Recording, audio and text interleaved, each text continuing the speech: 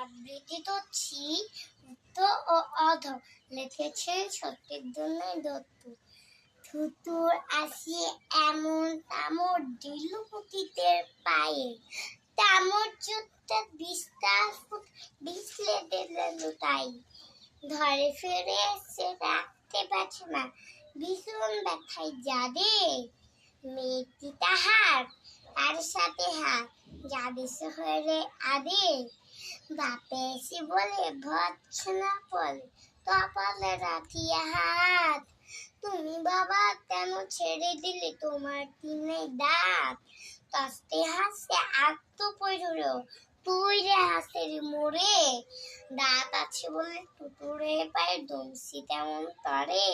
তুতুর তরেছে কামড় দিয়েছে পায়ে, তা বলে তুতুর কামড় নাকি মানুষের